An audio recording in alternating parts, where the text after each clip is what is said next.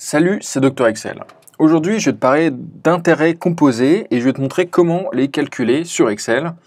Alors comme d'habitude, le fichier final avec les formules de calcul sera disponible en dessous de la vidéo. Tu vas avoir un lien pour le télécharger. Alors, qu'est-ce que c'est que les intérêts composés? Imagine que tu aies 1000 € sur ton compte en banque, donc 1000 € en format monétaire, voilà, et que ton compte soit rémunéré à 5%. Ça veut dire qu'au bout d'un an, donc le taux annuel de rémunération est de 5%. C'est-à-dire qu'au bout d'un an, tu as gagné 5%, donc ton compte contient 1000 € fois 1, donc ce que tu avais au départ, plus 5%, ce que tu as gagné. Donc tu as 1050 €. Les intérêts composés, ça veut dire que dans la deuxième année, tu vas gagner 5% sur, non seulement sur les 1000 € que tu avais au départ, mais aussi sur les intérêts accumulés, sur les 50 € d'intérêt que tu as déjà gagné. Donc tu vas avoir, en fait, la même formule, on va la coller ici. Tu vas avoir ton capital de départ, plus les intérêts gagnés dans la première année, plus, en rouge, les intérêts calculés non seulement sur le capital de départ, mais aussi sur les intérêts de la première année.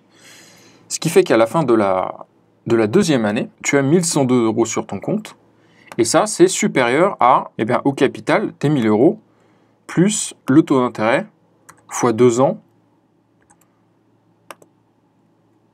fois le capital. Pas de beaucoup, mais un petit peu. Donc c'est très important de comprendre la différence. Si tu n'as pas d'intérêt composé, les intérêts que tu touches chaque année ne changent pas. Donc tu gagnes la même somme, le même montant d'intérêt chaque année. Avec les intérêts composés, à chaque fois que tu touches des intérêts, ils vont aussi générer des nouveaux intérêts l'année d'après. Et donc, les montants que tu gagnes chaque année vont augmenter. Par exemple, ici, la première année, tu avais gagné 50 €. La deuxième, tu gagnes 52,5. Et ainsi de suite. Et ça va toujours augmenter. Donc là, on l'a fait pour l'année 0, l'année 1, l'année 2. On va essayer de trouver la formule pour le calculer pour n'importe quelle année.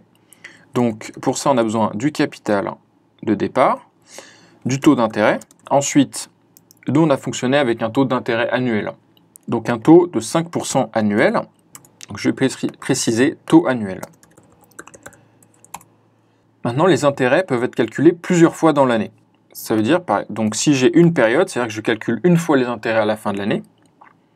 Par contre, je peux décider de les calculer chaque mois. Et donc, chaque mois, j'utilise non pas un taux annuel de 5%, mais j'utilise un taux de 5% divisé par 12. Ce qui fait que sur un an, ça me fait bien 5%, mais les intérêts sont calculés plus fréquemment. On va rajouter les euros. Ici, ensuite, on a besoin de quoi? Alors, les périodes annuelles. Donc, le nombre de périodes dans une année. Et puis, le nombre d'années. Donc, on va calculer, par exemple, pendant 10 ans. Alors, qu'est-ce que je vais faire? Je vais d'abord considérer un an pour faire plus simple. Et je vais calculer ensuite le montant. OK. Donc, le montant, c'est le capital de départ fois 1 plus le taux pour chaque période.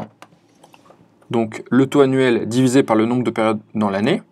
Et à chaque fois qu'il y a une période, on multiplie par cette valeur, qui est le taux de la période. Et alors, donc on fait puissance. Puissance sur Excel, c'est l'accent circonflexe.